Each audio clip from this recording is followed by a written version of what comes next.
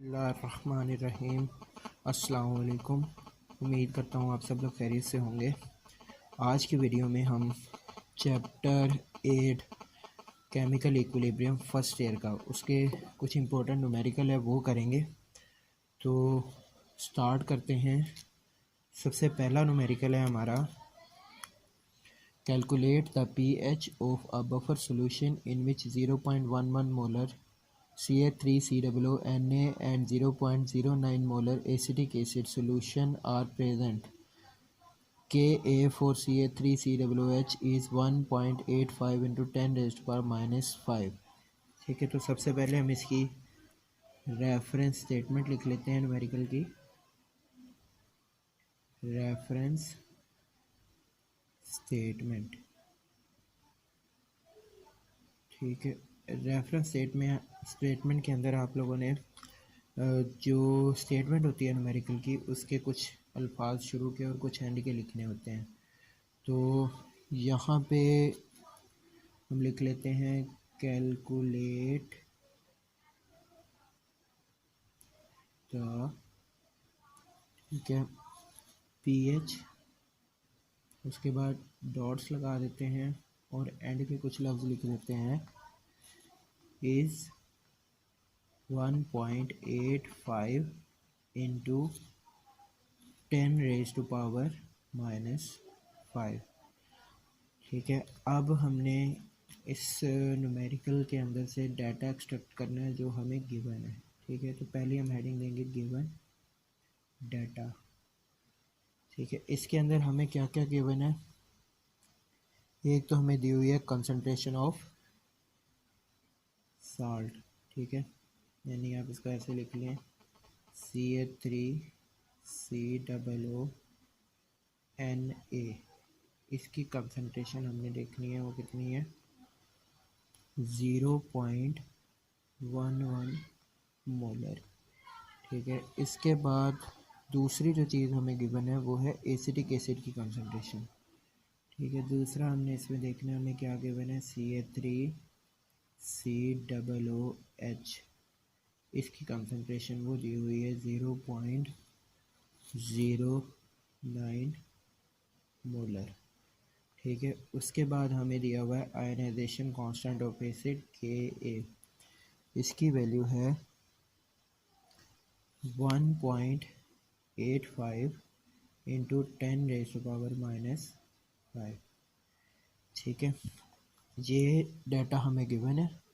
उसके बाद हमने देखना है कि हमने फाइंड क्या करना है, टू फाइंड। ठीक है, फाइंड हमने करनी है pH of buffer solution, pH of buffer, ये हमने फाइंड करना है। ठीक है, उसके बाद नेक्स्ट हम हेडिंग लेंगे सॉल्यूशन की। ठीक है, अच्छा, सॉल्यूशन के अंदर आपने सबसे पहले जो है ना वो लिखना होता है कि आपका फार्मूला कौन सा यूज़ होना है। तो हमने चूँकि पीएच निकालनी है बफर की, तो बफर की पीएच निकालने के लिए फार्मूला होता है pH is equal to PKa plus log of salt की कंसंट्रेशन ओवर एसिड की कंसंट्रेशन। ठीक है, अब इसके अंदर हमें एक तो चाहिए PKa। तो PKa निकालने के लिए हमने क्या करना है, हमने नेगेटिव लॉग लेना है, ठीक है, Ka का। ठीक है, नेगेटिव लॉग ऑफ Ka। तो Ka जो है ना उसकी वैल्यू दी हुई है हमें 1.85 into 10 raise to power minus 5। ठीक है, अब जब इसका नेगेटिव लॉग लेंगे हम, ठीक है, तो वो देखते हैं क्या आएगा, negative log of 1.85 into 10 raise to power minus 5। ठीक है, इसकी वैल्यू हमारे पास आ गई है 4.73। 4.73 हमारे पास आ गया PKa। अब हमने क्या करना है, ये जो हमारे पास फार्मूला है P H is equal to, इसमें पी के ए की वैल्यू पुट करें 4.73, ठीक है, इस फार्मूले में प्लस साथ आपने लॉग लेना है और कंसनट्रेशन ऑफ साल्ट, साल्ट की कंसनट्रेशन है हमारी 0.11, ठीक है, और नीचे एसिड की कंसनट्रेशन है 0.09, ठीक है। अब इसको हम कैलकुलेटर पे सॉल्व करेंगे तो हमारी पीएच निकल आएगी, ठीक है। अब इसकी जो पीएच है वो निकालनी है, तो उसके लिए हम क्या करेंगे, लॉग ऑफ बटे में लिखना है हमने 0.11 डिवाइडेड बाई 0.09 ब्रैकेट बंद, ठीक है। इसका जो आंसर आएगा उसको हमने ऐड कर देना 4.73 में, ठीक है। तो ये आंसर 4.817, ठीक है, जो कि तकरीबन आ जाएगा 4.82 की, ठीक है। अब हमने इसका रिज़ल्ट लिखना है, तो रिज़ल्ट जो है वो हम लिखेंगे the pH of given buffer solution is 4.82, ठीक है। तो ये आपके पहले न्यूमेरिकल का आंसर आ जाएगा। उम्मीद है पहले न्यूमेरिकल से आपको ना न्यूमेरिकल सॉल्व करने का मेथड समझ आ गया होगा। अब जो बाकी न्यूमेरिकल है ना उनके अंदर हम इनको डायरेक्टली सॉल्व करते जाएंगे, ठीक है। और दूसरा जो न्यूमेरिकल है उसमें कुछ स्टेटमेंट है N2 and H2 combine to give NH3 gas. The value of Kc in the reaction of 500 degree centigrade is 6 into 10 raised to power minus 2. Calculate the value of Kp for the reaction, ठीक है। अब ये जो question है ना, question number 2, इसके अंदर कहा गया है कि एक रिएक्शन है जिसमें N2 जो है, ठीक है, वो कंबाइन हो रहा है H2 के साथ जो बना रहा है NH3। अब इस रिएक्शन को अगर आप देखें बैलेंस करने के लिए, तो यहाँ पे अगर आप लगा दें 3, ठीक है, तो यहाँ पे लगा दें 2, तो ये इक्वेशन होगी बैलेंस, ठीक है। आपका ये वाला जो है न्यूमेरिकल ये रिएक्शन है, इस रिएक्शन का उन्होंने कहा है कि आपको Kc जो है वो दिया हुआ है 6 into 10 raise to power minus 2, ठीक है, और टेम्परेचर दिया हुआ है 500 डिग्री सेंटीग्रेड। अब ये जो 500 डिग्री सेंटीग्रेड दिया हुआ है ना, इसको हमने केल्विन में कन्वर्ट करना है, तो उसके लिए हम ऐड करेंगे 273, ठीक है। तो ये आंसर आ जाएगा 773 केल्विन। अब ये केल्विन में कन्वर्ट इसलिए किया है क्योंकि इसमें ना आर यूज़ होना है, आइडियल गैस कांस्टेंट, ठीक है, उसकी वैल्यू होती है 0.0821, ठीक है, और जो यूनिट होते हैं वो होते हैं ATM डेसीमीटर क्यूब पर केल्विन पर मोल। अब इसमें चूँकि केल्विन यूज़ हो रहा है इस वजह से हमने टेम्परेचर को केल्विन में कन्वर्ट किया है, ठीक है। उसके बाद इसमें एक तो डेल्टा एन यूज़ होना है, डेल्टा एन होता है number of moles of product minus number of moles of reactant.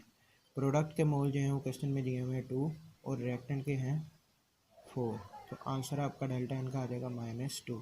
अब इसमें जो फार्मूला यूज़ होना है इसमें हमने फाइंड करना है Kp, तो Kp निकालने के लिए फार्मूला यूज़ होता है Kp is equal to Kc into RT की पावर डेल्टा एन, ठीक है। Kc की वैल्यू जो है वो दी हुई है हमें 6 into 10 raise to power minus 2, R है 0.0821 और टेम्परेचर है 773, पावर में आ जाएगा -2, ठीक है। अब आप इसको सॉल्व करेंगे ना तो आपका Kp निकल आएगा कैलकुलेटर पर, ठीक है। तो ये वैल्यूज़ हम पुट करते हैं कैलकुलेटर पे, तो ये हमारे पास गिवन है 6 multiply by 10 raise to power minus 6 multiply by 10 raise to power -2, ठीक है। उसके बाद है ब्रैकेट 0.0821, ठीक है, मल्टीप्लाई बाय 773 ब्रैकेट क्लोज और पावर में लिखा हुआ है -2। ठीक है, तो इसको हम सॉल्व करेंगे तो हमारा आंसर आ जाएगा 1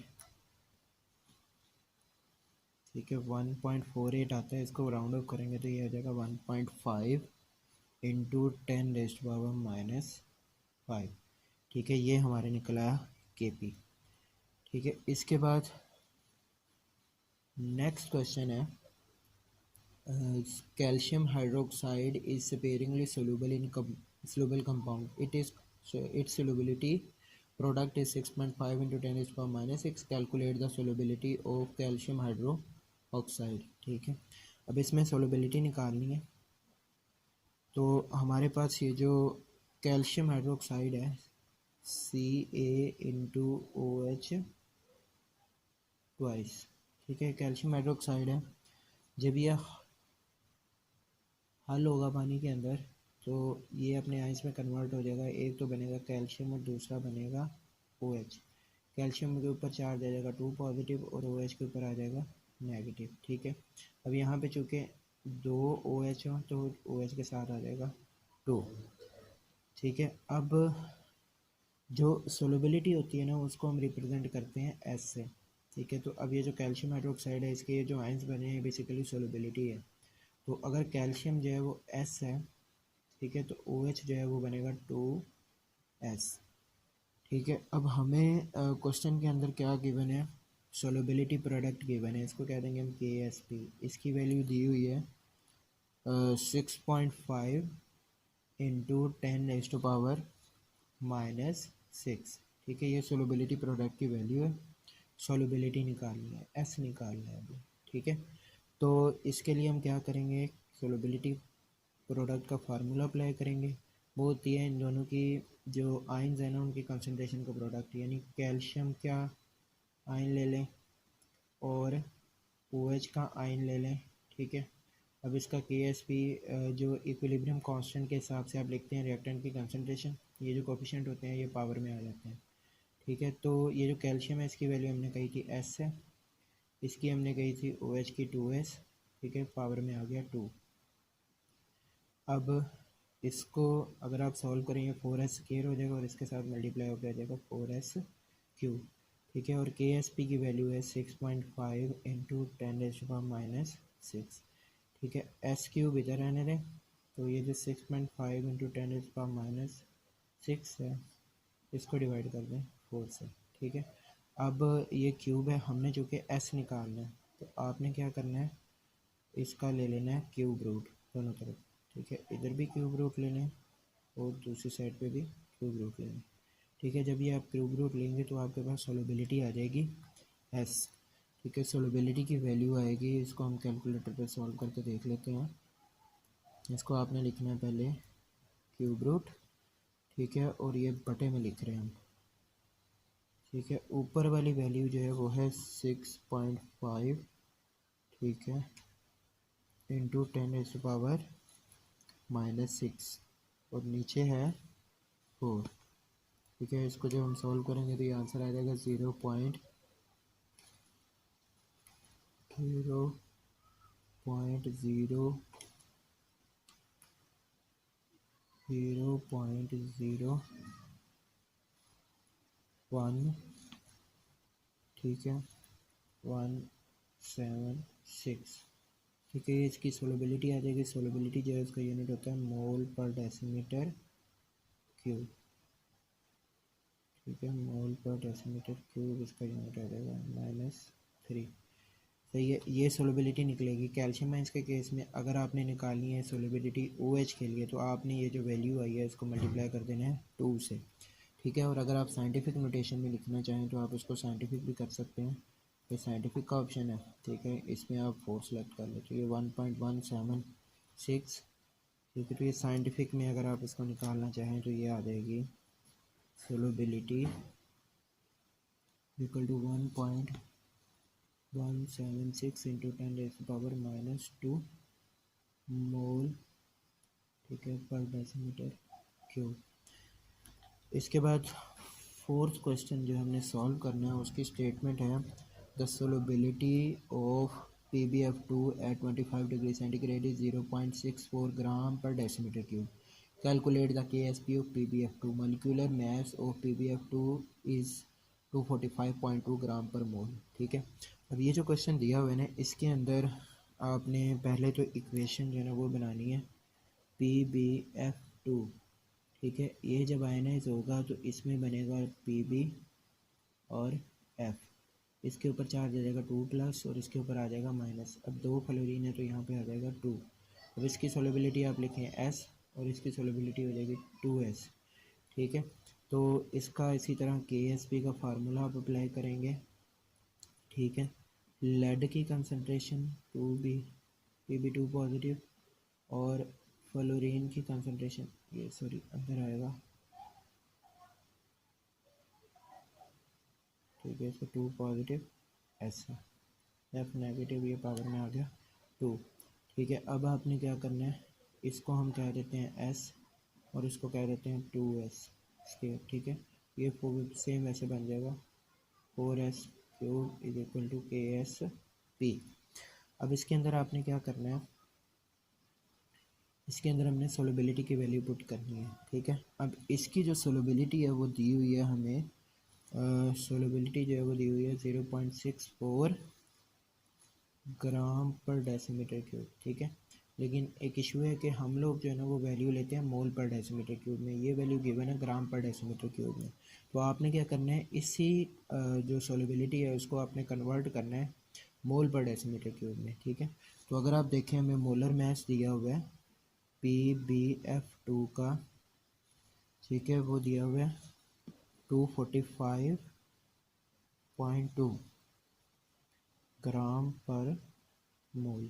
ठीक है, और अगर आप इस हिसाब से देखें, हम लोग क्या करते हैं, हम लोग अगर जो हमें सोलबिलिटी गिवन है, ठीक है, वो सोलबिलिटी हमारे पास जो गिवन है वो दी हुई है ग्राम पर डेसीमीटर क्यूब में 0.64। तो अब ये देखें, अगर हम डिवाइड करते हैं ग्राम पर डेसीमीटर क्यूब को, ठीक है, नीचे हम लिख देते हैं ग्राम पर मोल, ग्राम ग्राम से कट जाएगा तो आपके पास जो आंसर आ जाएगा वो आ जाएगा, मोल ऊपर चला गया, मोल पर डेसीमीटर क्यूब में। ठीक है, अब ये जो इनकी वैल्यूज़ लिखी हुई हैं, अगर आप इसको डिवाइड कर लें, ऊपर 0.64 और नीचे आ जाए 245.2। ठीक है, इन दोनों को डिवाइड करेंगे तो मोल पर डेसीमीटर क्यूब में आपकी सोलबिलिटी आ जाएगी। तो इसको डिवाइड कर लेते हैं, यहाँ पे 0.64 डिवाइडेड बाय 245.2। ठीक है, इसको जब आप सॉल्व करेंगे तो हमारे पास जो आंसर आएगा वो है 0.0026। ठीक है, तो 0.0026 आ गई सोलबिलिटी। अब आपने क्या करना है, ये जो आपका KSP वाला फार्मूला था इसमें ये वैल्यू पुट कर देंगे। KSP is equal to 4 into 0.0026 का क्यूब। ठीक है, तो जब आप इसको सॉल्व करेंगे कैलकुलेटर पे, ठीक है, यहाँ पे हम कर देते हैं 0.0026 का क्यूब। ठीक है, ये जो आंसर आया है इसको आपने मल्टीप्लाई कर देना है 4 के साथ। ठीक है, इसको आप निकाल लें तो ये आंसर आ जाएगा आपका 7.03 इंटू 10⁻⁻8। ठीक है, तो ये सोलबिलिटी प्रोडक्ट निकल आएगा PbF2 का। नेक्स्ट क्वेश्चन है, the solubility of CaF2 in water is 25 degree centigrade is found to be 2.05 into 10⁻⁻4 mole per decimetre cube. What is the value of KSP at this temperature. ठीक है, इस question में हमने KSP find करना है। हमारे पास calcium fluoride है CaF2। ठीक है, CaF2 है, ये जब आयनाइज होगा तो इसमें ये बनेगा कैल्शियम का आयन और फ्लोराइड का आयन। ठीक है, तो फ्लोराइड है ये 2 होंगे। ठीक है, तो ये अगर हमारे पास S है तो ये बन जाएगा 2s। ठीक है, अब इस क्वेश्चन के अंदर जो है ना हमने सोलबिलिटी प्रोडक्ट फाइंड करना है। ठीक है, के एस पी फाइंड करना है। तो के एस पी हमें पता है कि वो होता है कैल्शियम की कंसनट्रेशन और फ्लोराइड की कंसनट्रेशन। ठीक है, पावर में 2। तो कैल्शियम जो है ना वो हो जाएगा S और ये हो जाएगा 2s का स्केयर। ठीक है, ये बन जाएगा 4s क्यूब। ठीक है, 4। अब s की वैल्यू यानी सोलबिलिटी की वैल्यू हमें दी हुई है 2.05 इंटू 10⁻⁻⁴। ठीक है, इसका क्यूब। अब इसको जब हम कैलकुलेटर पे सॉल्व करेंगे तो हमारे पास आंसर आएगा 2 4 multiply by bracket 2.05 into 10⁻⁻⁴ bracket 1। ठीक है, और इसका क्यूब। ठीक है, तो ये आंसर आ जाएगा 3.446 इंटू 10⁻⁻11। ठीक है, तो ये सोलबिलिटी प्रोडक्ट निकल आएगा CaF2 का। हमने एग्जांपल 4 करनी है जो कि बोर्ड पॉइंट ऑफ व्यू से इम्पोर्टेंट है। ठीक है, इसमें एग्जांपल नंबर 4। ठीक है, इसकी स्टेटमेंट है what is the percentage ionization of acetic acid in a solution in which 0.1 moles of it has been dissolved per decimeter cube of the solution।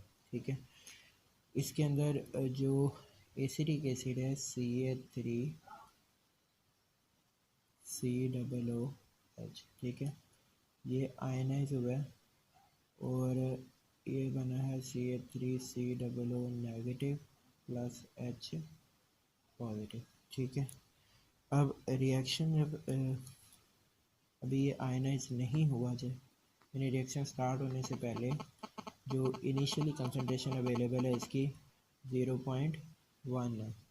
ठीक है, और ये आयन्स अभी नहीं बने तो दोनों की कंसंट्रेशन है 0। ठीक है, जब ये इक्विलिब्रियम एस्टेब्लिश हो जाएगा इसकी कंसंट्रेशन हो जाएगी x, इसके भी x मोल्स बन जाएंगे, इसके भी x, और 0.1 में से माइनस हो जाएगा x। ठीक है, अब इस तीनों को हम वॉल्यूम से डिवाइड करेंगे यहाँ पे तो फिर कंसंट्रेशन निकलेगी। लेकिन यहाँ पे चूँकि वॉल्यूम जो है वो आपका 1 डेसीमीटर क्यूब है तो उसको जब आप लिखें या ना लिखें तो वो सेम ही रहेगा क्योंकि 1 से डिवाइड हो गया इसलिए वही रहेगा ना। अब आप इसका केसी जब निकालेंगे, ठीक है, वो बनेगी concentration of CH3COO negative H positive divided by CH3COOH। ठीक है, CH3COO नेगेटिव इसकी कंसंट्रेशन x है, दूसरी भी x है और नीचे है 0.1 माइनस x। ठीक है, अब इन दोनों को जब आप मल्टीप्लाई करेंगे हो जाएगा x स्क्वायर और नीचे का आ जाएगा 0.1 माइनस x।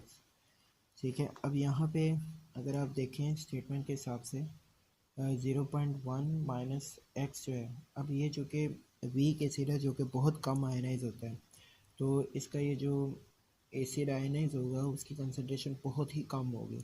0.1 में से अगर आप उसको माइनस भी करें ना, जैसे आप वैल्यू है 0.00001 इसमें से माइनस कर देते हैं तो ये राउंड ऑफ करके फिर 0.1 ही बन जाएगा। तो इसका जो आंसर है ना वो माइनस करने के बाद भी तकरीबन 0.1 के इक्वल ही आएगा। तो आप नीचे जो है ना 0.1 भी लिख सकते हैं। ठीक है, तो हम यहाँ पे लिख देते हैं x स्क्वायर ओवर 0.1 और केसी की जो वैल्यू है वो है 1.85 इंटू 10⁻⁻⁵। ठीक है, अब आपने क्या करना है 0.1 को दूसरे से ले जाकर मल्टीप्लाई करना है और इसका स्क्वायर रूट ले लेना है। तो ये हो जाएगा x स्क्वायर, ठीक है, इज इक्वल टू 1.85 इंटू 10⁻⁻�6। ठीक है, यहाँ पे भी स्क्वायर रूट ले लें और दूसरी तरफ भी स्क्वायर रूट ले लें तो इसका x का आंसर आ जाएगा। इसको हम कैलकुलेटर पे सॉल्व करते हैं तो इसका आंसर आएगा स्क्वायर रूट ऑफ 1.85, ठीक है, इंटू 10⁻⁻⁻⁶, ये आ जाएगा 1.36 इंटू 10⁻⁻3, ठीक है। अब हमने निकालना है परसेंटेज आयनाइजेशन ऑफ एसिड, ठीक है, हमने ये निकालना है। तो इसका फार्मूला जो है वो अगर हम लिखें वो बनता है अमाउंट